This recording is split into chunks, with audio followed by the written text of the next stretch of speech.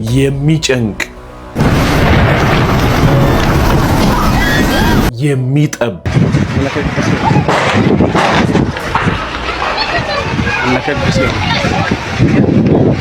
የሚያስፈራ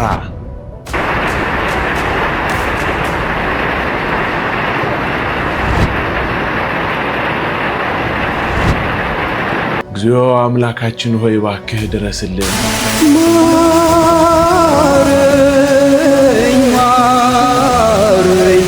ማረኝ በመኪያዬ አርጅቻለሁና ኃጢአት በዝቶኝ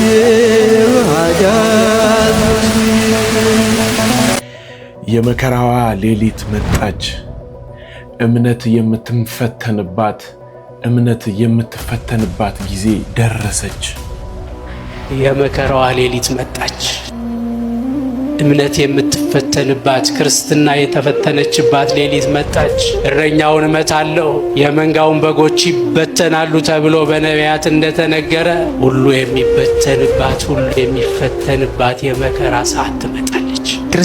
አህመዲን ጀበል ስልጤዎችን ሙሉ በሙሉ ሙስሊም የማድረግ ስትራቴጂ ነድፈው እንደሚንቀሳቀሱ በግልጽ ተናገረ።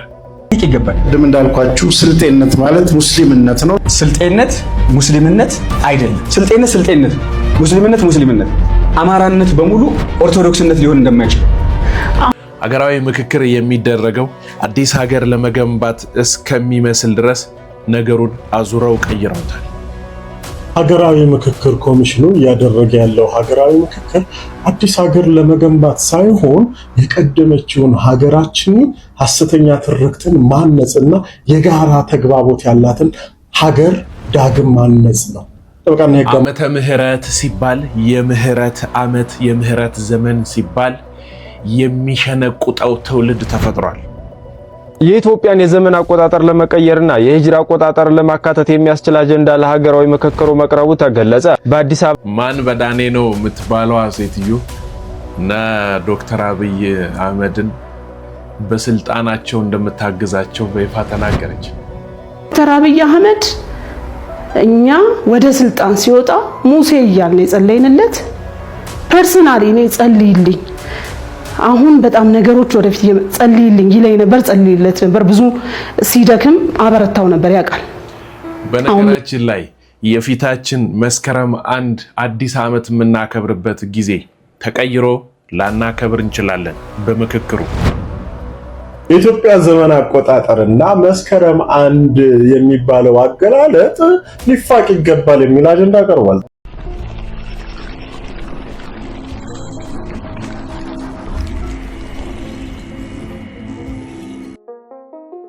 አምላከ ቅዱስ ገብርኤል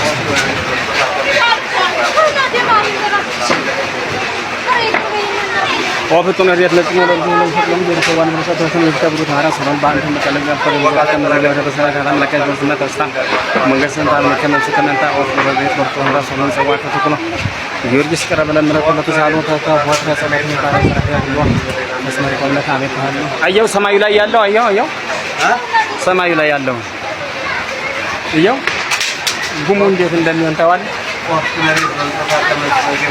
ረድኤት ለጽኑ ወለድኩም ወለን ሰጥን ነው ጊዮርጊስ ዋን ለመሳታ ከምን ተበታና በቀለቱ አመለከ ይፈትና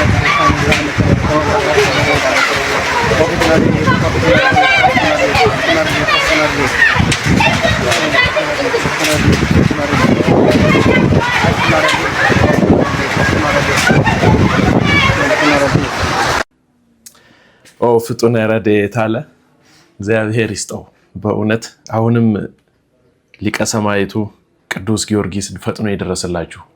በጎንደር በ21 ማለትም ትላንትና የደረሰ ከባድ የሆነ አውሎ ንፋስ አንዳንድ ቦታ ላይ ጦሮ ይሉታል አሉ እና ኢትዮጵያ በዚህ ጭንቅ ባለችበት ጊዜ ውስጥ እንዲህ ያለ ተፈጥሯዊ የሆነ አደጋ መከሰቱ ደግሞ እጅግ በጣም ያሳስበናል አይደለ?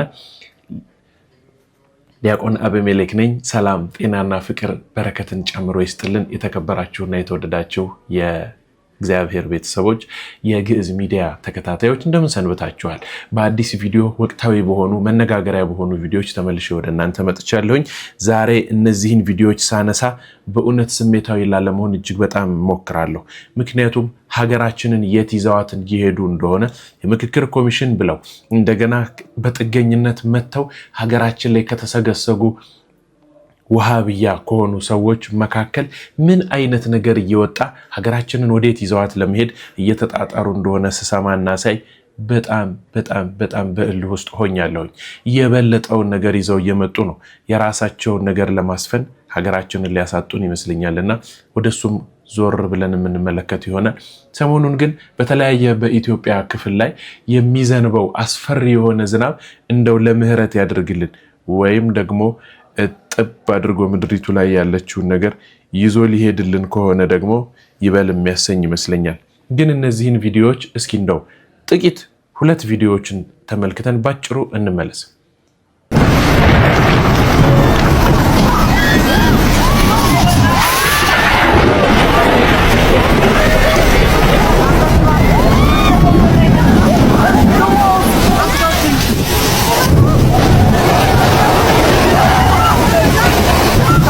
በሰማይ ላይ እንደተመለከታችሁት ይሄ ሁሉ የሚራወጥ ሰማዩ ላይ ያያችሁት ይሄ ሁሉ ነገር ወይም እዚህ በቪዲዮ ላይ እንደምትመለከቱት ቆርቆሮ ነው። በሚገርማችሁ ሁኔታ በጎንደር በ21 በእመቤታችን ቀን የዘነበው ዝናብ ጦሮ የሚባል ንፋስን ይዞ ከሰማይ ተጠቅልሎ የሚወርድ ጉም ደመና ነገር እና እጅግ በጣም ትልቅ አውሎ ንፋስ የያዘ ከምድር ጋር በመገናኘት የሚፈልገውን ነገር እየጠቀለለ እየወሰደ በአየር ላይ እየበተነ የሚያሳይ ነውና በእውነት እጅግ በጣም ከባድ የሆነ ነገር ነው።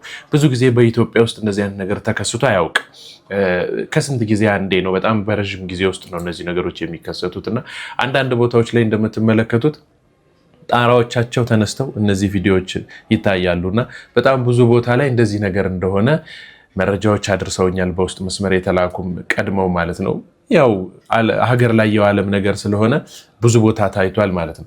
በሐዋሳ ደግሞ ትላንትና የዋለው በጣም ዘግናኝ ነገር ነው። እንደዚህ እኔ ሐዋሳን አውቃታለሁኝና በዚህ ልክ የዘነበበትን ጊዜ አላስታውስም። በእኔ እድሜ ረዥም ጊዜ ተቀምጫለሁኝ ሐዋሳ ላይና እጅግ በጣም የሚገራርሙ ቪዲዮዎች ነው የለቀቁት። ማለት የማይታመን እስኪመስል ድረስ እንዴት በዚህ ልክ እንዴት ነው እሱ ይሄማ መቅሰፍት በቃ በትክክል መጥቷል ብለን እንድናምን እስኪደርስ ድረስ የሚያስብል በጣም ከባድ የሆነ ዝናብ ዘንቧል። እባክህ ጌታ ሆይ ታረቀን፣ ይቅርም በለን፣ አጥፍተናልና በድለናልና በይቅርታ ዓይንህ ተመልከተን፣ በምህረት ጆሮ ስማን ብለን ወደ እግዚአብሔር ልንጸልይ ይገባል። ምክንያቱም ከሳምንታት በፊት በኢትዮጵያ ላይ ድርቅ ሊሆን ነው እናውቃለን። ገበሬዎች ከግንቦት ጀምሮ የሆነ መሰልሰል ምንድነው የሆነ ይሄ መኮትኮት ምናምን መሰለኝ እንደዛ የሚባል ነገር ይጀመርና ከዛ በኋላ ባቄላ በቆሎ ይጣላል፣ ድንች ይጣላል አይደለ?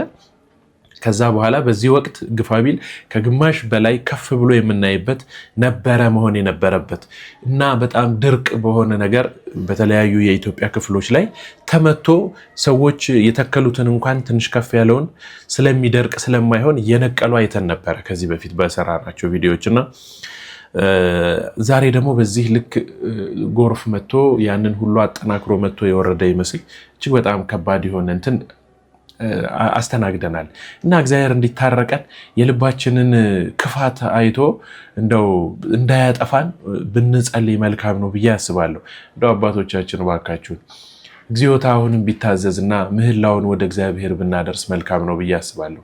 በአብሮነት የሚጸለይ ጸሎት ትልቅ ስለሆነ አንድ አባት ከልባቸው አንቅተው ይቺን ነገር እንደ መልእክት አስቀምጠውልናልና እንስማቸው። የመከራዋ ሌሊት መጣች። እምነት የምትፈተንባት ክርስትና የተፈተነችባት ሌሊት መጣች። እረኛውን እመታለሁ የመንጋውን በጎች ይበተናሉ ተብሎ በነቢያት እንደተነገረ ሁሉ የሚበተንባት ሁሉ የሚፈተንባት የመከራ ሰዓት ትመጣለች። ክርስቲያን ነኝ ማለት የምንፈራበት ሰዓት ይመጣል። ኦርቶዶክሳዊ ነኝ ለማለት የምንፈራበት ጊዜና ሰዓት ይመጣል። አማትበን መብላት፣ አማትበን ስራ መጀመር የምንፈራበት ሰዓት ይመጣል። የመከራ ምሽት አይጣል ነው። የጭንቅ ምሽት አይጣል። እግዚአብሔር መልአክ ቅዱስ ገብርኤል ለሰው ልጆች የተለየ ፍቅር ያለው ትሁቱ መልአክ። መቼሚቺ ትንቢት የምትመስል ነገር ነው የተናገሩት አባታችን። አማትበን የምንበላበት፣ አማትበን የምንኖርበት፣ የእግዚአብሔርን ስሙን ጠርተን የምናልፍበት ጊዜ ይቀራል። ክፉ ጊዜ መጥቷል ነው በደንብ አድርገው እየጠቆምን ነው። መቼም አባቶቻችን የሚናገሯት ነገር ከመሬት አትወድቅም። ልብ ብለን ጆሮ ሰተን የምንሰማቸው ከሆነ በእውነት ከባድ ነገር ውስጥ እንደሆንን እየነገሩን ስለሆነ ማለት ነው። አህመዲን ጀበል የተባለ የውሃብያ መሪ ማለት የምችለው ሰውዬ ምን እያለ እንደሆነ እሱን ነገር ይሄ አባታችን የተናገሩትን ነገር የምር ሊያስፈጽሙት ዝግጅታቸውን እንደጨረሱ የሚያሳይ አንዲት ቪዲዮ ላሳያችሁ። ይኸውላችሁ አህመዲን ጀበል በዚህ ንግግሩ ወጥቶ ክርስቲያኖችን ይቅርታ ሊጠይቅ ይገባል። ቅድም እንዳልኳችሁ ስልጤነት ማለት ሙስሊምነት ነው። ስልጤነት ሙስሊምነት አይደለም። ስልጤነት ስልጤነት፣ ሙስሊምነት ሙስሊምነት፣ አማራነት በሙሉ ኦርቶዶክስነት ሊሆን እንደማይችል አሁን ጦር የሚያማዝዘን ብዙ ትውልድ የበላብን ጉዳይ ምን እንደሆነ ልንገርህ። የሆነ ብሔረሰብና የሆነ ሃይማኖት የሀገር ባለቤት ነኝ ብሎ ተቀምጧል። በቀሉን እየተበቀልናችሁ ያለ ነው እኛ ነን የሚል አንድምታ ነው። ስለዚህ የኢትዮጵያ ኦርቶዶክስ ተዋሕዶ ቤተክርስቲያን ጠላቶች አስቴር በዳኔና ከአስቴር ንግግር ጀርባ ያሉ ሰዎች ናቸው ማለት ነው። ኦርቶዶክሳውያን ከስልጤ ምድር ለማጥፋት አስበዋል ማለት ነው። ስለዚህ ምን ታቅደዋል ማለት ነው? አሁን ጄኖሳይድ አቅደዋል ማለት ነው። ጅምላ ጭፍጨፋ አቅደዋል ማለት ነው። እና አህመዲን ጀበል ስልጤነት ሙስሊምነት ሊሆን አይችልም። ውሻን ውሻ፣ አካፋን አካፋ፣ ዶማን ዶማ። ይሄ ደግሞ የአክራሪነትና የውሃቢዝም መንፈስ ነው። አይጥ ዝሆንን አክላለሁ ብላ ፈንድታ ሞተች። አቴንሽን ጭር ሲል አልወድም ነው። አስቴር በዳኔ ማለት ጭር ሲል አልወድም ናት። ልብ ብላችሁ አስተውሉ።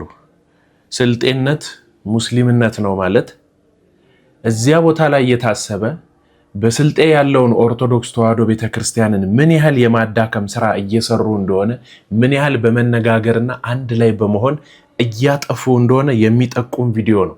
ልቦናችሁን አቅኑ። የምሬን ነው ምላችሁ። ዛሬ እንደዚህ በወሬ የሰማችኋት ነገር ሙሉ በሙሉ እስላሚክ ስቴት እናደርጋታለን ብለው ረጅም 20 ምናምን ዓመት እቅድ በያዙት ሁኔታ ውስጥ የፈረሰባቸውን ታስታውሳላችኋል። በዘገባ ወደኋላ መለስ ስንል ልጆች ሆነን ነው ይመስለኛል እሱ ነገር ሲዘገብ የነበረው። እስላሚክ ስቴት እናደርጋታለን ብለው ከአረብ ጋር በመስማማት ኢትዮጵያን ለማውደም እጅግ በጣም ብዙ ጥረት ውስጥ ገብተው ብዙ ነገር አድርገውም እናስታውሳለን። እና በእውነት ይሄ ንግግር ይቅርታ ሊያስጠይቅ የሚችል ብቻ ሳይሆን ስልጤነት ማለት ሙስሊምነት ነው ካለ ይሄ ሰውዬ በራሱ መንገድ ከመንግስት ጋር በመሆን እጅግ በጣም ብዙ ርቀት ሄደዋል ማለት ነው ብለን ማሰብ ይጠበቅብናል።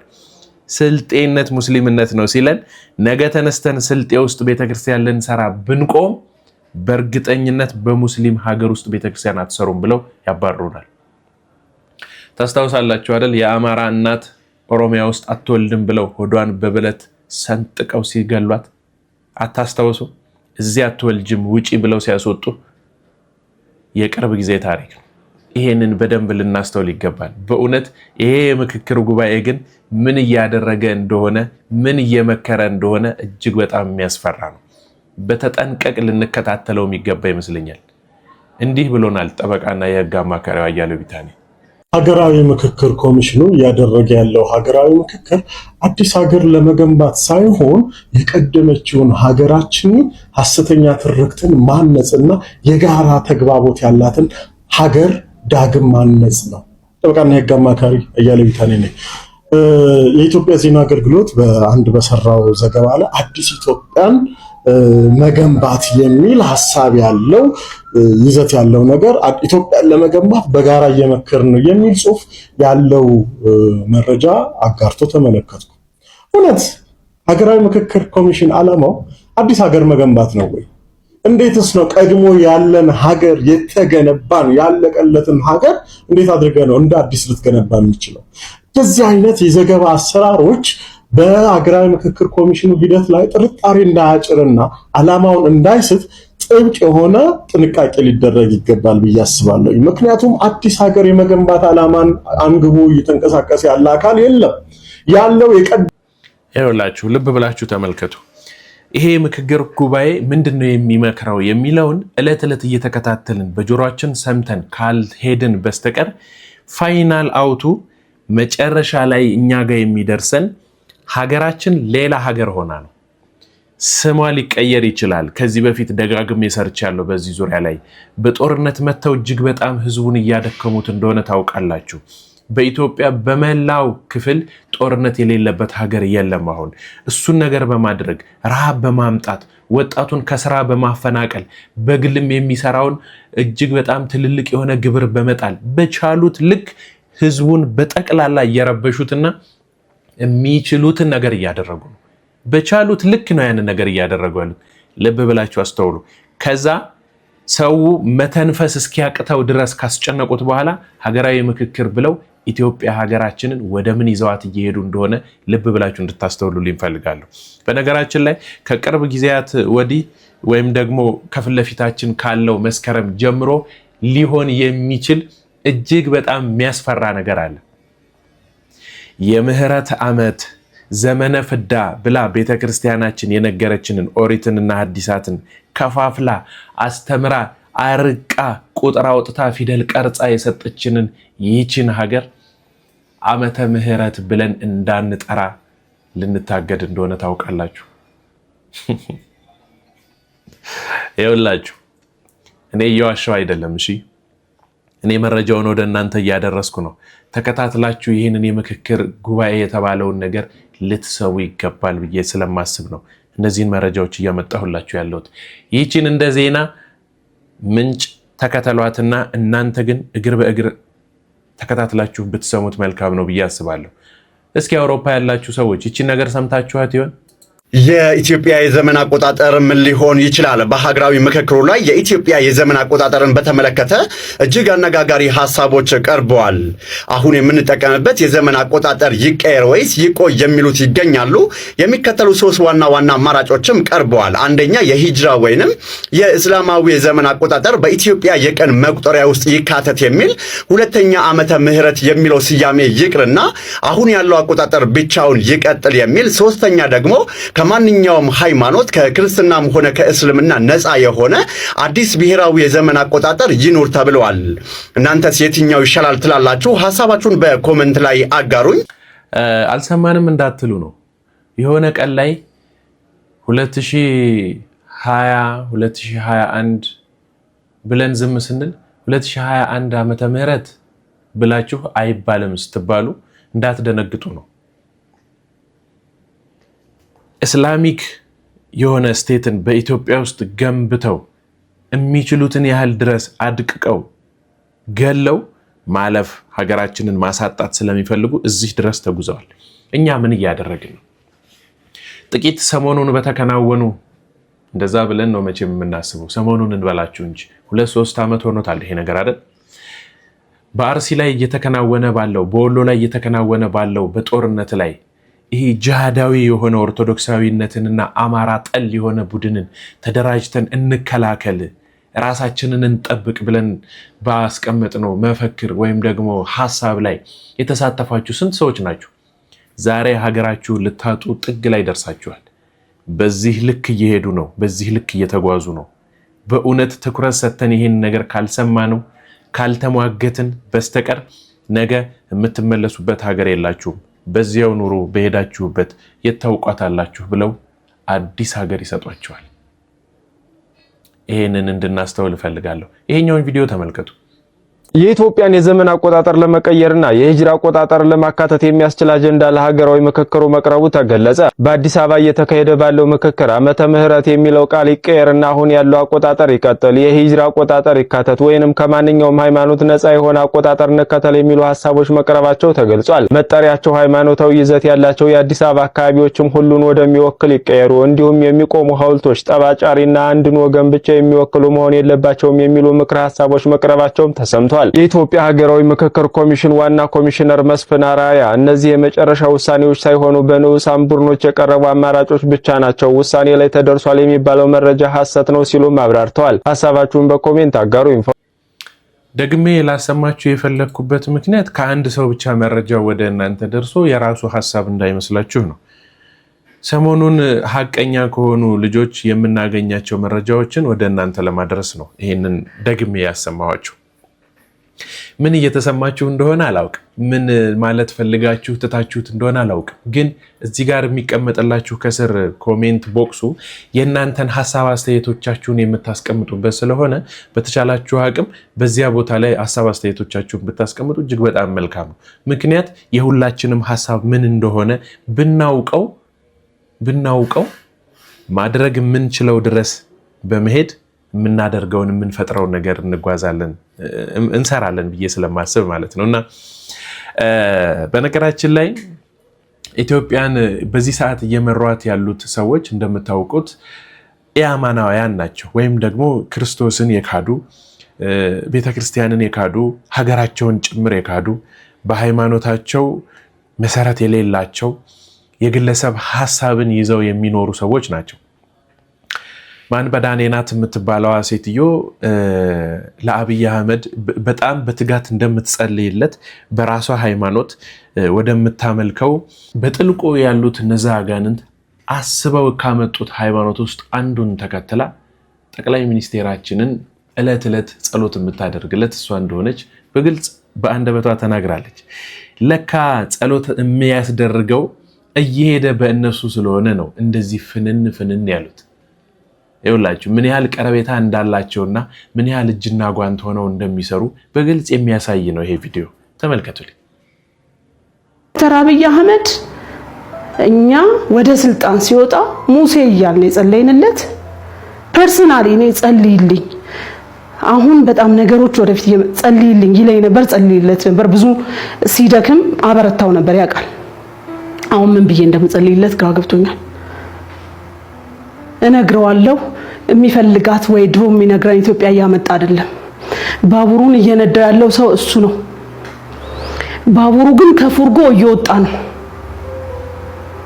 ኦኬ፣ የትላንትና ጸሎታችን ዛሬም መቀጠል ካለበት፣ ሀገር መዳን ካለበት፣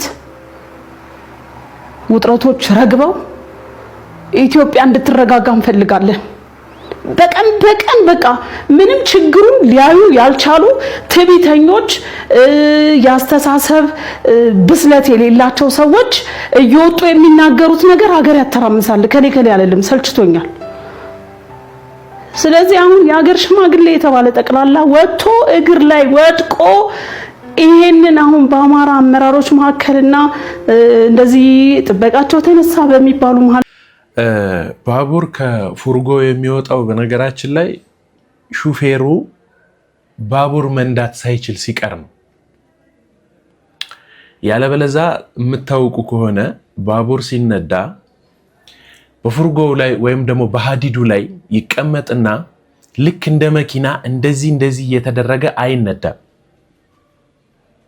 የራሱ ሌላ አይነት ሲስተም አለው። ስለዚህ መጀመሪያ ባቡር ለማሽከርከር መኪና መለማመድ አይጠበቅባችሁ፣ ባቡር መንዳት ነው ያለባችሁ። ራሱ አብይ አህመድ ጸልይልኝ ይለኝ ነበረ። ይውላችሁ ሲጀመር በተጣመመ ነገር ውስጥ የሚሄድ ሰው ጠማማ የሆነ ነገርን ይዞ ይመጣና ይሰጠናል እንጂ በየትኛውም አይነት ልክ በየትኛውም አይነት ሚዛን እንዴት ስለ ትክክለኛ ነገር ሊያወራን ይችላል? እቺ ሴትዮ ፕሮቴስታንት ናት።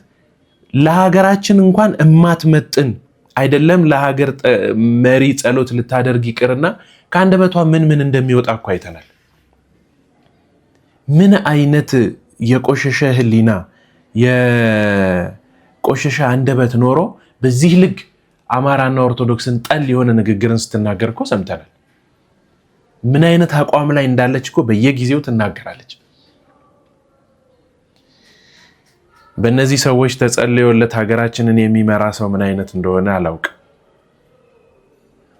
ግን ኦርቶዶክሳውያን በተቻለን አቅም ሀገር ሰርታ የሰጠችንን ይቺን ምድር ይቺን ሀገር ቋንቋ ፈጥራ የራሷ ፊደል ቀርጻ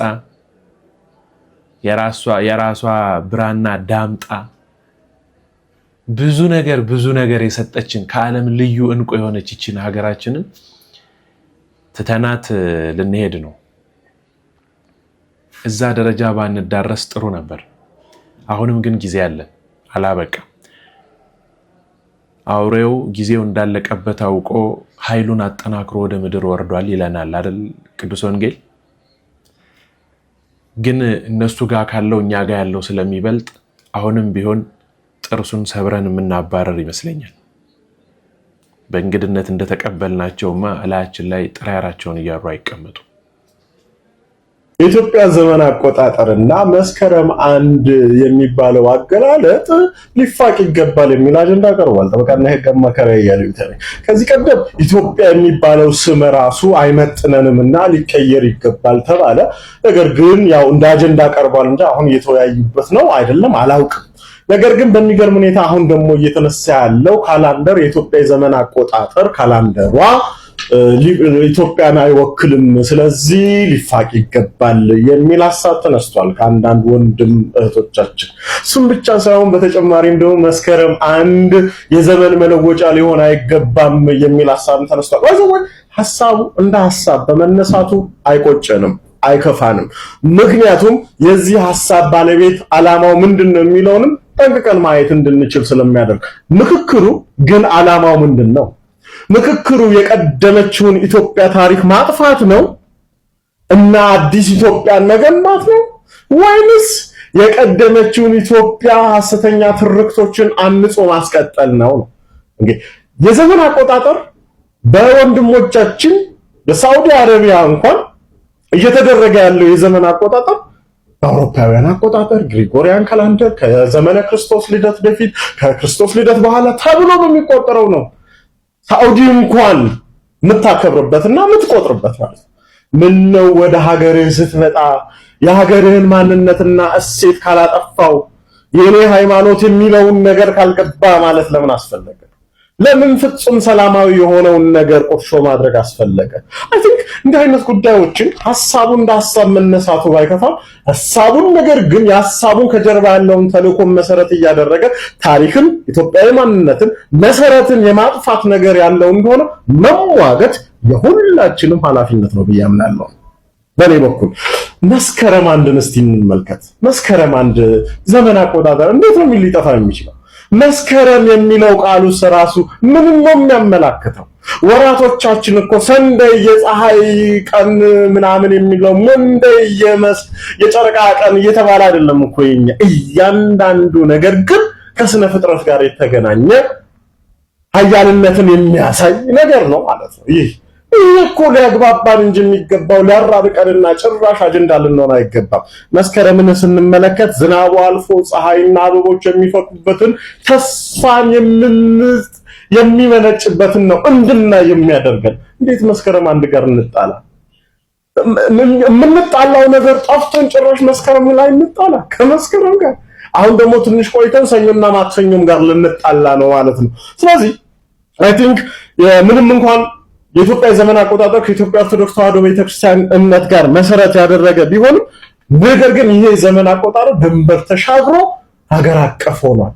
ስለዚህ ይሄን ሀገር አቀፍ የሆነን ነገር ማጥፋት የምክክር ኮሚሽኑ ዓላማ ነውን? እስቲ ከዚህ ጋር በተያያዘ የእናንተ ሐሳብ አስተያየት ምንድነው? እንሞግት፣ እንነጋገር፣ ግብአትንስ ውጪ ሆነን ተመልካች ብቻ ሳይሆን አድማጭ ብቻ ሳይሆን ሐሳብ ሰጪዎች ምንድነው? ሐሳብ አስተያየታችሁን ስጡን። የሚመለከተው አካል ጋር እንዲደርስ ኮፒ ሊንክ፣ ሼር፣ ሪፖስት ማድረግ አትርሱ። መስመሩን እኮ ጀምረውታል።